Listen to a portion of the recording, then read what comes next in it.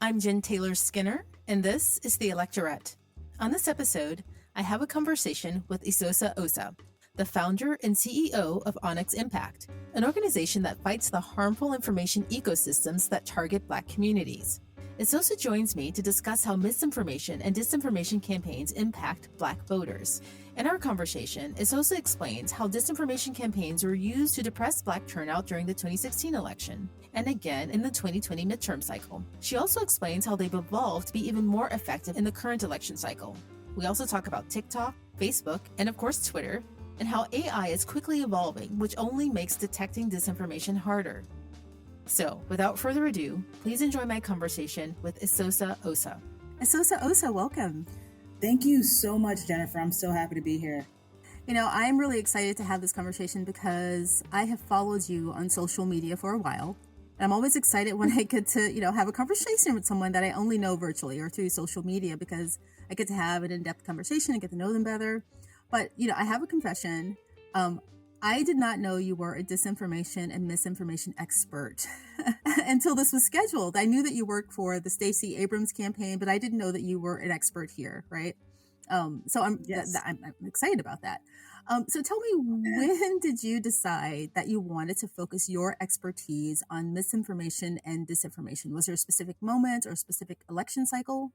That's a great question. I think that at my time at Fair Fight Action as Deputy Executive Director and Research Director, we began seeing in the lead up to the 2020 election a lot of incorrect, false, misleading information about how to vote, about mail-in voting, about false cases of voter fraud. And this was something we never seen on that scale. And when we were really researching and tracking the Trump operation, they were saying publicly or in closed sessions that their goal was to uplift those instances or cases, false cases of voter fraud, to a national stage in order to discredit the elections and make voting into something that should be policed. And so this was very concerning.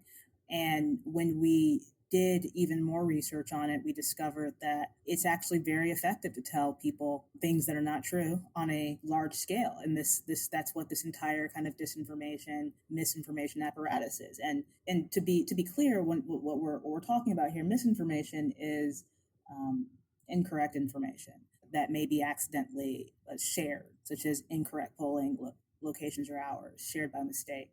Disinformation is when there's intent involved. It's lies with the intent to lie.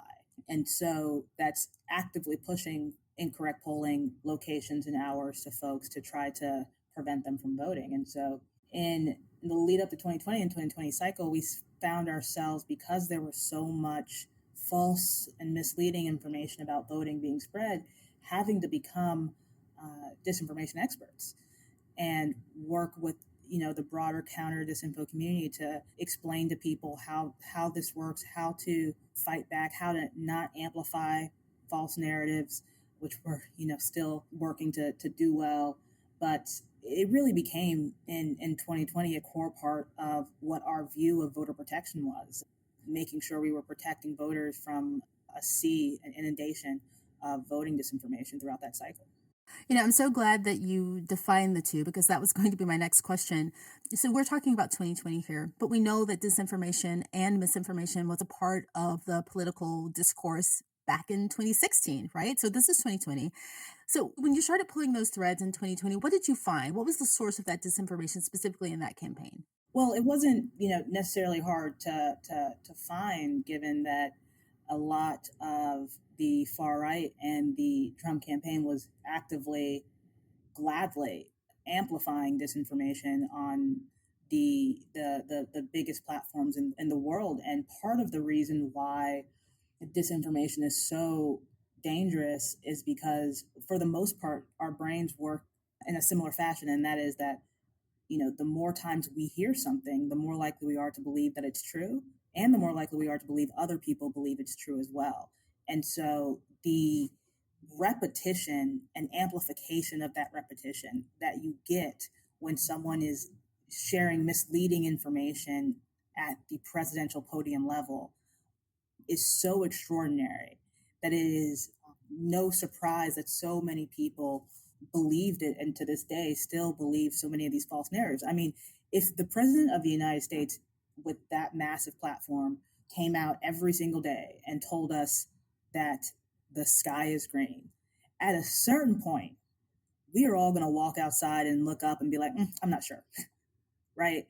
And so that's why all of the research into how disinformation and propaganda spreads, it starts off with, please don't do it. It's almost impossible to put this back in the box. Once you start spreading it, it becomes a force of its own. And we've seen what that looks like in our politics today. Right. So those were domestic sources, and I think we're kind of all aware of those with conservatives spreading lies about voter fraud and other lies about voters. But were you able to uncover any kind of foreign sources of disinformation in 2020 or in any other election cycle?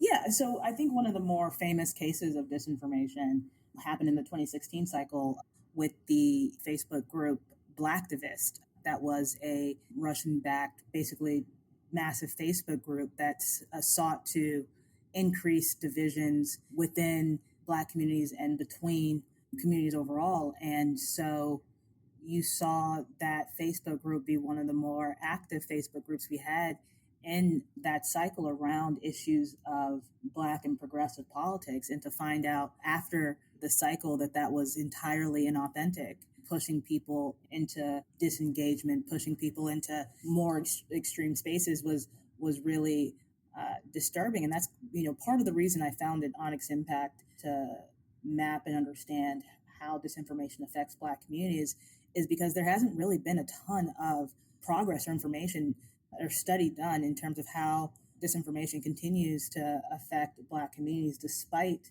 Black communities being, one of the earliest and most aggressive targets. There's a broader lack of curiosity and care into Black voters that seeps into this field of research as well, and we're hoping to change that. And there's certainly Black focused YouTube channels, influencers, what have you, that are very much backed by foreign state actors that we should all be concerned with. And I believe there was an article just a few months ago or a few weeks ago that spoke about how Russia had launched a disinformation campaign in Mississippi to spread separatist views into that community in ways that we had seen maybe happen in the Cold War. And that kind of goes to show that foreign actors are testing these tactics in Black communities, not necessarily in battleground states. And so if we're going to be serious about pushing back and fighting, we need to be serious about understanding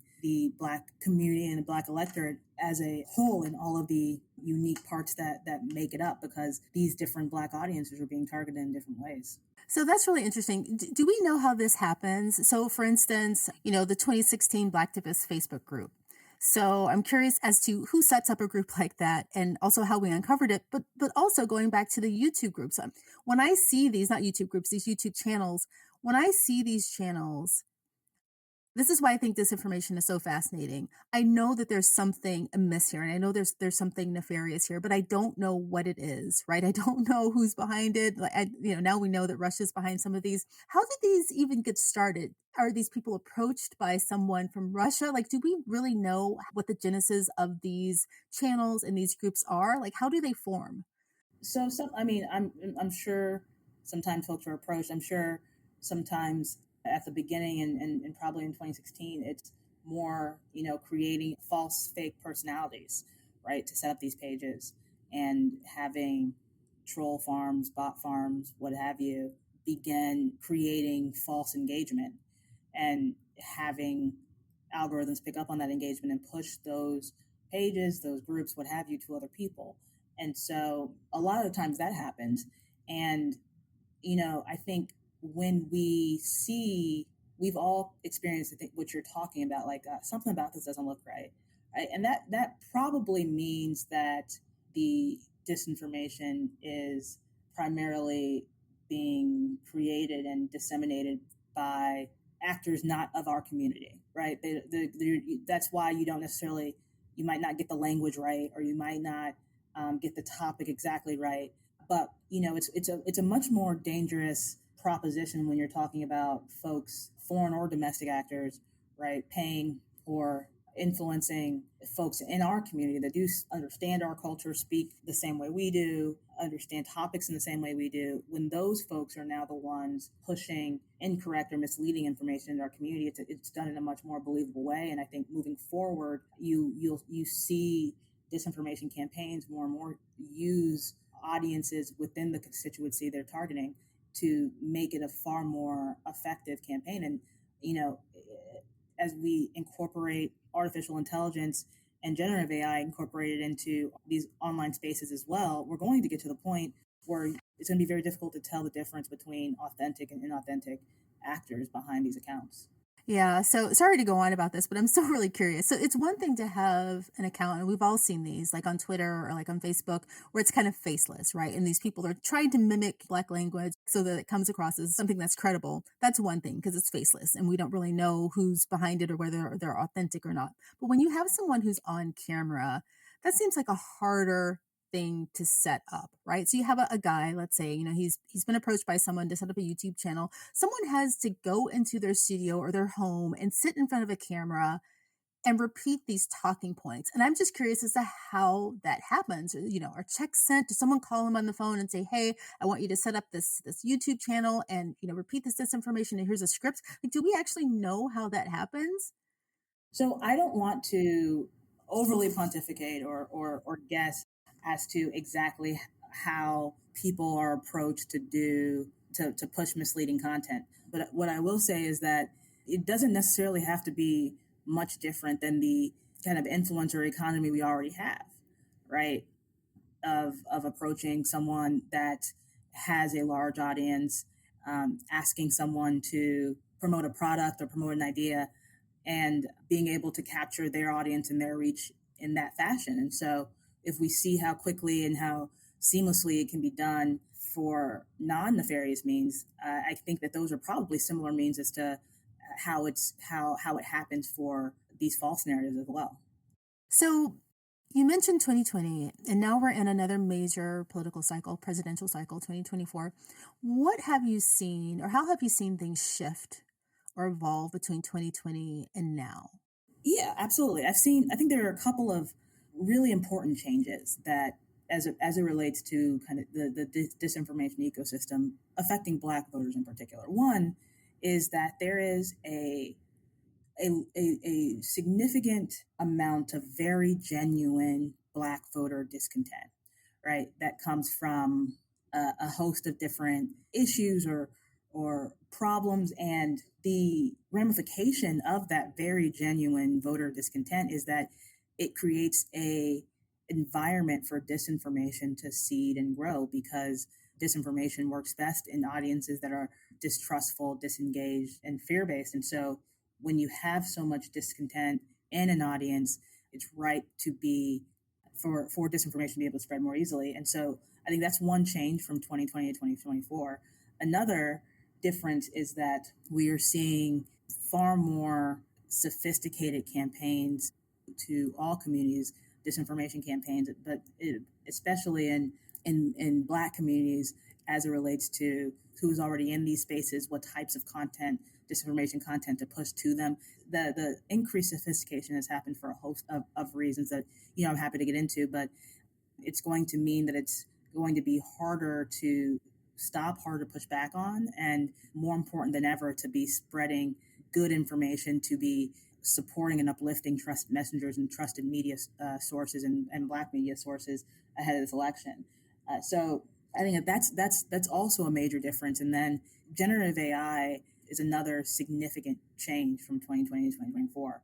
We're now at a point where you can create individual persuasion campaigns and operations for specific people, and what we're seeing broadly is the cost of spreading disinformation is approaching zero across the world, while the cost of accessing truth, accessing real information, is becoming more and more expensive, whether it be by subscription or finding trusted messengers or doing multiple source checks. It's becoming harder to get accurate information, and that puts us at an inherent disadvantage, right, in this current media ecosystem.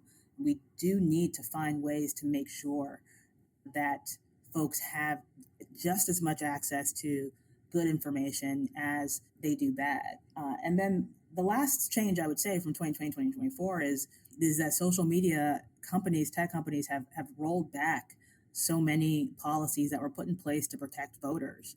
Right, they've used all types of not great arguments as to why less protections are needed, and so we're going to see these platforms be used in more nefarious ways, and it's really disappointing because these are companies that are getting billions of dollars off of our information while just refusing to share any of their own. And given what we saw in previous election cycles, and we saw false claims about elections and political violence against Black election workers and election officials be directly linked, right? The social media companies can't pretend as if there's no link between the false claims that we saw and the violence we saw and the harassment we saw against Black election workers and Black election officials. And so we need to hold them to account before, during, and after elections for the false information they allow to spread, and push back on any attempt to take no responsibility or have no accountability for what happens on their platforms. So when you say tech companies, do you mean Twitter? Or I guess X as he likes to call it now? I'm assuming that's who you mean. Or if you have other examples, that would be great. So definitely, definitely I Twitter. put you on the spot, sorry. No worries.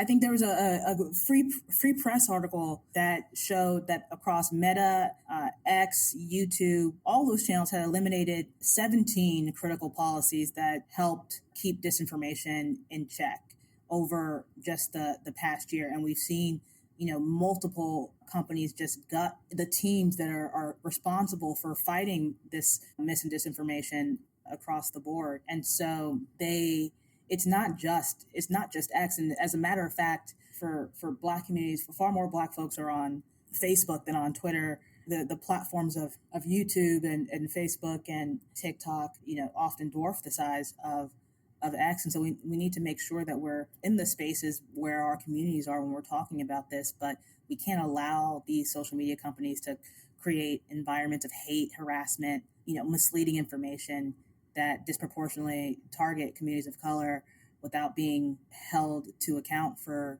what flows, unimpeded across their platform. So, this may be a naive question, but why would Facebook specifically do this and take down all the guardrails given the amount of criticism they received after the 2016 elections? Why? Like, what's in it for them? So that's a great question. And what we saw happen was a really aggressive concerted campaign by the far right to significantly influence the policy, the platforms, and the people in these organizations, including Facebook. I know that they hired one of their top folks on their policy team, conservative Trump activists. There was a push by the right to very successful push to claim that these guardrails were that preventing mis and disinformation was censoring their constituency, was censoring a form of free speech. And so they were attacked nonstop on these claims and acquiesced to this conservative campaign to undo these guardrails. And so that's what happened, not just at Facebook, but at other social media companies, was a bowing to the political pressure of some of the same folks that were not pushing back against the misleading information that we saw in the 2016 and 2020 cycle. You mentioned AI, which everyone is really kind of afraid of, especially in the context of politics, just because it's so new. We don't fully know how it works and we don't fully know how it's going to be used. And right now, in the context of politics, it's not being used for anything good, right? There was this image, and I don't know if you saw this, there was this image that was floating around a couple of weeks ago with Trump, with a group of Black people. And I think the caption with that photo was that, these were Black voters for Trump. And, people outed that image as being clearly fake, being clearly an AI generated image. I think some of the people had like 8 fingers on one hand. I mean, it was it was clearly a fake image, an AI generated image, speaking of fake news. I guess my question around that is that, it's going to get better. What are we going to do? And I guess what are, organizations like yours going to do, or maybe the government should be involved in stopping AI from disrupting, our politics and our democracy? So that's a great question. And to take a step back, I think it's important to see these as tools, powerful tools that are being pushed by various tech companies to across all types of industries. And we already use artificial intelligence when you think about facial recognition, medical imaging, autocomplete. All of these rely on AI and software's kind of ability to replicate patterns. So AI is basically means the ability, it basically means something that can replicate patterns over and over and over again. Generative AI is different in that it's able to generate new content from human inputs. And so it doesn't just replicate patterns, it learns from patterns and produces new content, which is a much more kind of powerful probabilistic model that it uses. And one of the things that we should be concerned about is that these tools, there's a lot of good that can be used and be done from AI and generative AI. And we should, I want to make sure that we take full use of those and not be afraid of AI, but at the same time, understand that these products, these tools are going to make big tech far more powerful. And we need to be careful about how they talk about the power of these products. You'll see them trying to humanize AI, make it into the same thing as a human or a brain. But this is not the case. By doing that, they basically make themselves seem even more powerful. So we got to be careful about that. We have to be careful about the fact that bad actors are already experimenting with these products. And as you said, you talked about those Trump images. It's also the case that Chat GPT 4 is creating more believable news headlines than actual news organizations for people. And so it's going to become increasingly difficult to tell the difference between authentic and inauthentic content.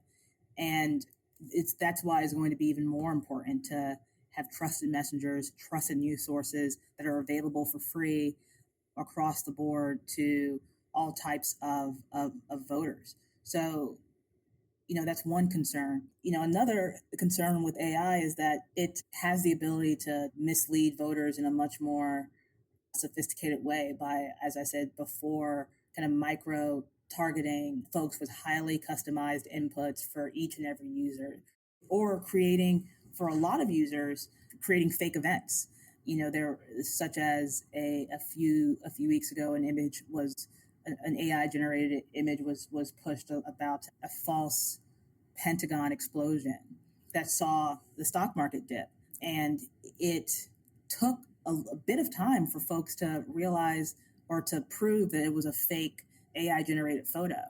And so those types of events, happening near elections can cause all types of confusion and concern. So, AI is going to allow more bad actors to produce, a high volume of more sophisticated, inauthentic, and problematic content. And it's going to, make tech companies even more powerful. But we should be we should still look for opportunities to use and amplify the good application of AI when we can, and make sure that we understand that this is a tool created by humans. It's a computer program. Like, it's not a person. There's no need to overstate the power of these tools. We just need to educate folks on how to use them properly and how to be properly skeptical about the information they see. I totally agree with you that, AI can be a force for good. I mean, full disclosure, I use AI for editing, my podcast. And, there are other really good applications for AI, right? But then again, as you've mentioned, that there are some really kind of nefarious ways that we could use AI. And I feel like possibly some level of regulation needs to happen. And I'm not sure what that'll look like or when it will happen. Is that a possibility?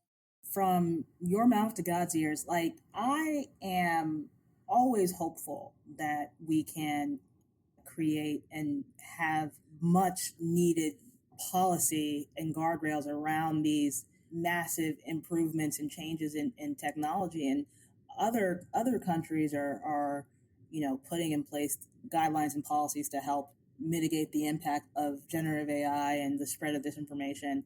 We in the United States have not been as successful. Our process also doesn't allow us to be as fast as we need to be when we see how quickly this stuff comes online and becomes incredibly big and powerful. And so they just passed a bill to ban TikTok, how many years after it came out, when all of the harms of that platform were known from the very beginning. We chose, an election cycle where we need a lot of young folks to come out and vote as the time to, potentially take away their favorite thing. And it is just another example of how we're in the United States not rising to the challenge of regulating these potentially harmful technologies and tools.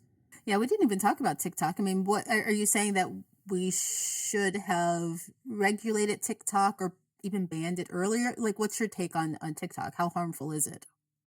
I think that I think that TikTok, it has obviously opened a lot of doors for a lot of people and allowed people to engage in new and innovative and wonderful ways. And I also recognize that it has some serious national security implications of having that platform owned by another state actor. And in addition, it's not necessarily TikTok, but it is their process, the way that the information is shared on it with these short videos that glide from one to the next, similar to Instagram Reels. Right, both of those platforms make it easier and faster to kind of digest that information very quickly. Right, you get that repetition and that amplification far faster than you do scrolling by yourself. You're far more likely to get refer to similar content. And so by its nature it's harmful, and by its ownership it's harmful. And so I think that especially if those things are known from the beginning, you have a window to act. You absolutely should. But there's also a public part of passing policy, and I think that we're not doing a great job right now of making the argument as to why this should be done now, and what to say to folks that have created businesses, personalities, social communities on these platforms. Right, right. I get what you're saying. It's funny. This is kind of meta, but um, I've always wondered whether the disinformation around the take on the necessity of TikTok was actually disinformation itself. Do you know what I mean? Yeah, I don't have a personal TikTok account. I'm not necessarily ruling it out forever, but I definitely understand the appeal and the power and the strength of that platform. So, one of the things that really bothers me, and I'm sorry to go back to foreign influence campaigns, but it's something that really bothers me. And we're talking about Black people and Black voters being, the targets of those disinformation campaigns. Like, how do they know so much about us to be able to mimic things and then produce this believable disinformation? Right? It bothers me that they're kind of studying us, they're watching us. Like, how does this happen? I think this is it's a great question, and hopefully it'll make you feel a little bit better about it. They don't know about Black folks. They're guessing on a lot of it. That's why so much of it is bad. Is and so much of it that they spread doesn't necessarily work. And a few years ago, we would often see, like, right before the elections, very bad, poorly created, obviously inauthentic and foreign pushes of, with a Black guy's like, "Don't vote, bruh," or something along those lines. That it's like, this is the best effort that they got.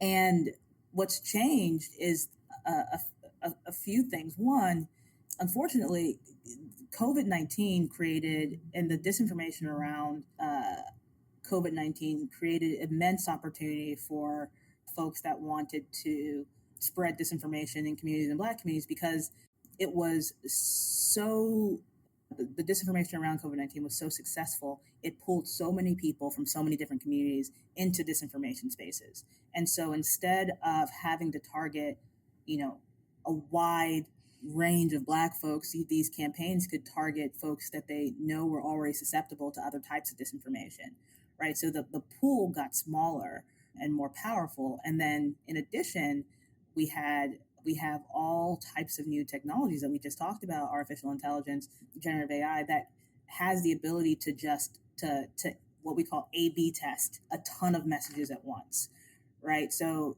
if you may not know what the right message is to a specific type of Black voter, but you may know that it's probably one of these 400.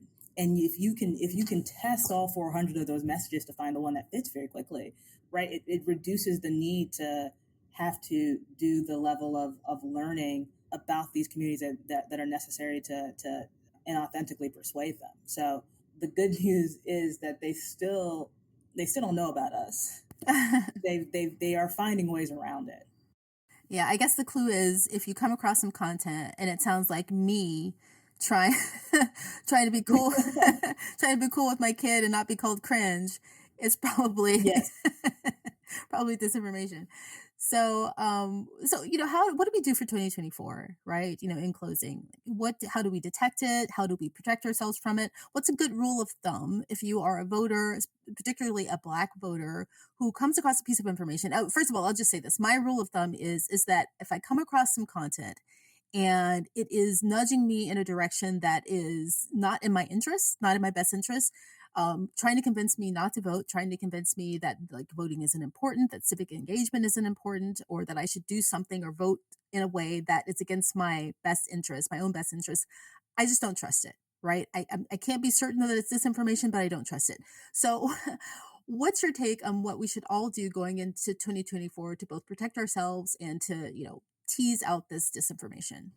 So that's an excellent question. And I think that there are a few things that we can all do. I think that you're absolutely right. It's important to be, a little skeptical, especially of narratives that dissuade Black voters from using their power. I think those narratives that folks hear that kind of go down that line, that it should be examined. You should think twice too. It's important to make sure that we're just on high alert, if that makes sense, for the fact that information may not be true, or to check sources. Just simply telling people to be on the lookout for mis or disinformation or to check sources actually makes it so that they are far more likely to do it for about 3 days. So that needs to be kind of a constant message to folks in our community to be vigilant. I would also say we need to invest in Black media and Black trusted messengers. Again, it's going to become increasingly more important in this type of election cycle with this much disinformation that can be spread, for folks to know who they can go to for good information and who they can trust. I'd also say that not just as it relates to politics, but as it relates to all types of narratives, we should be asking ourselves, like, does this unnecessarily spread fear or divide Black folks, or is this narrative harmful in that way? And if it is, then it's likely, one, you probably don't want to reshare it into your own community, into your own spaces, and two, it is likely making that space more susceptible to disinformation moving forward. Like, even if it's something about gender wars or health or what have you, those types of divisive uh, uh, topics can make spaces far more susceptible to other types of contentious narratives that may not be true being pushed on that same platform. Yeah. Okay. Well, you mentioned that, going to Black media, going directly to Black media. I think the Biden-Harris administration has been trying to do that. And I think that they've gotten a lot of criticism for that, for, I guess, pandering is how people are framing it. But it is one way to get past all of this kind of disinformation content, is to go directly to Black media outlets. And isn't that something we want them to do, to invest in these outlets? So Yes, yes. And if they get accused of pandering, guess what? Do it again. And then do it again. And then do it again. Right? Like, it's pandering because people don't see it enough. And so it's, of course, the first couple of times you're on the Shade Room, people are going to say you're pandering. But hell, if you're there every day, I'm not telling the Biden campaign to be on the Shade Room every day. Just be 100% clear about that. Yeah, no, it is necessary to keep going back, to keep making an argument, to keep kind of coming through for Black folks. And like, if folks say you're pandering, they're probably still going to remember what you did for them. So precisely. Well, Esosa Osa, it's been a pleasure, a true pleasure to talk to you. This has been really informative, and just thank you so much for all the work that you've been doing, and for bringing Onyx to us, to help us navigate this time, this very troubling time. Anyhow, thank you so much. Absolutely, thank you, and apologies for all my long answers. I appreciate it. It's fine.